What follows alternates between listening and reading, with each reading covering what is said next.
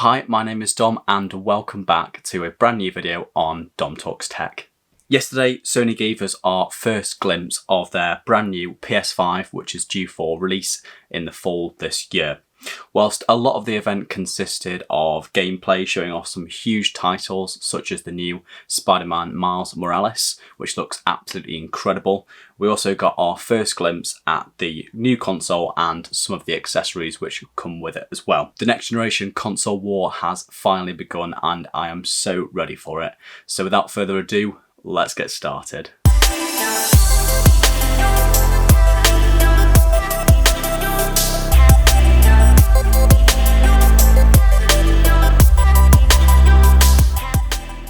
Before we begin, if you're new to the channel, hello and welcome. My name is Dom. Make sure you hit that subscribe button to stay up to date with all the latest tech reviews, hands-on and first impression videos. If you're a returning subscriber, make sure you turn on that bell icon next to it so you get a notification as soon as I release a brand new video. Thank you guys for watching and enjoy the video. First, let's talk about the appearance and general aesthetic of the PS5. This is a rather big change in terms of design language from previous Sony consoles, but I'm absolutely loving the very futuristic design of the PS5 with a black centre and white curves around the edges. I absolutely love it.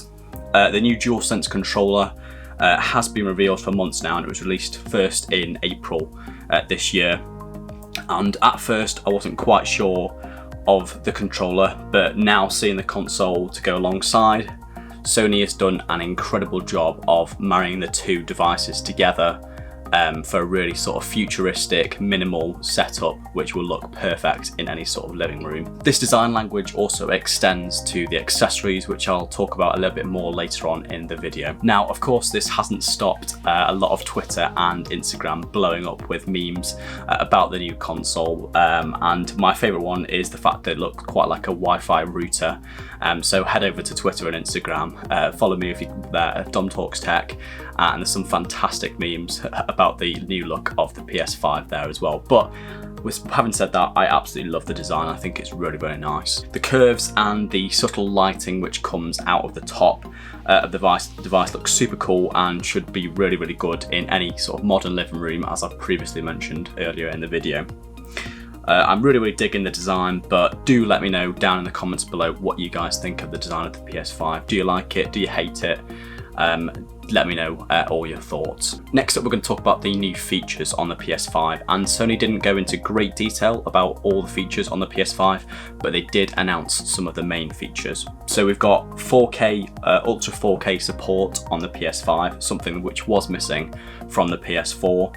And they've also paired that with 3D audio, which looks super interesting and should give you a more immersive and hopefully realistic kind of experience working alongside their new Pulse headphones, which I'll talk about in a little bit.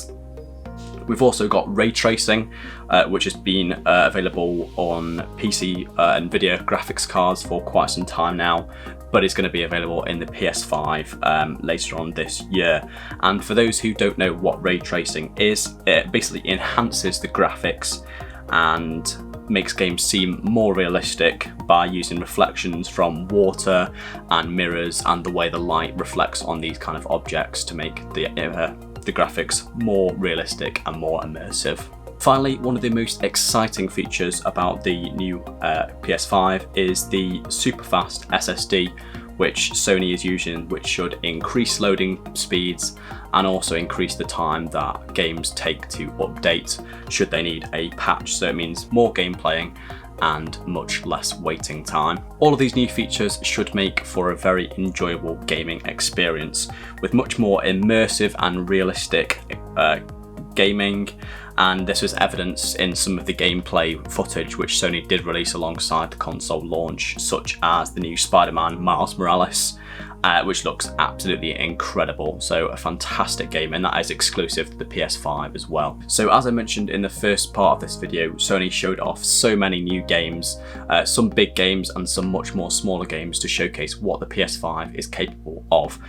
One game in particular, Ratchet and Crank, Sony went into great lengths to show off the ray tracing capable on the PS5 and more importantly the speed of the new SSD, which means that the character can now just move instantaneously between the new worlds without any loading time, which is super impressive, as on previous generations of console you used to have to kind of walk down a long corridor, or there'd be some loading time in the background which then slows down your gameplay. So this definitely improves gameplay and should make for a much more enjoyable experience. Next up, we'll just talk about the accessories which Sony also released alongside the PS5.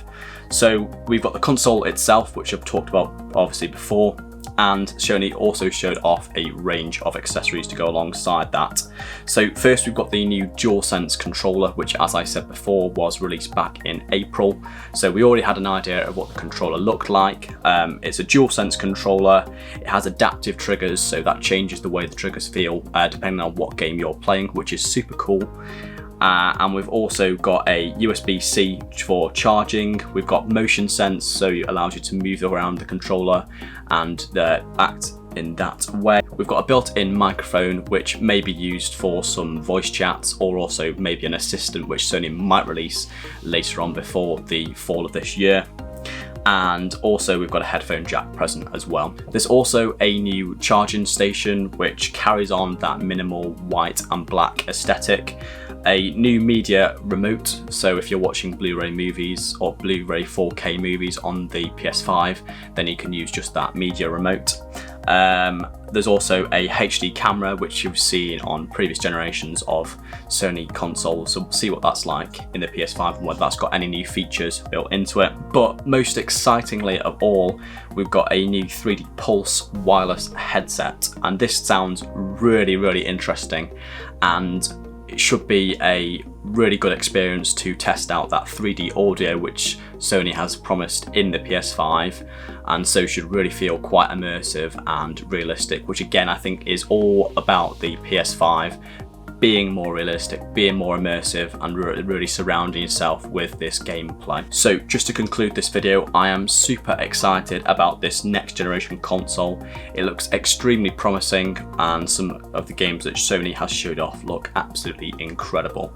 Sony is releasing two different versions of the PS5. So we've got a standard edition with a Blu-ray player built in, and we've also got an all-digital version. Now, there's no escaping the huge elephant in the room here. These next generation consoles are going to be pretty expensive, and if I had to make a guess based on my sort of sources, I would say the PS5 digital edition is going to be around £499 or $499. And the standard edition will come in about £599 or $599 retrospectively. But again, this is just my guess and nothing is definitive. I'm super curious to see what you guys think of the PS5, Sony's next generation console. Do you love it? Do you hate it? What features do you like most? Let me know down in the comments below, and I'll get back to you with a response as soon as I possibly can. As always, if you've enjoyed this video, don't forget to hit that like button, as it really does help out my channel and it helps boost my videos for more people to see. And if you're new to the channel, don't forget to hit that subscribe button to stay up to date with all the latest tech reviews, hands-on and first impression videos. My name's been Dom, you guys are awesome, thank you very much for watching, and I'll catch you in the next video.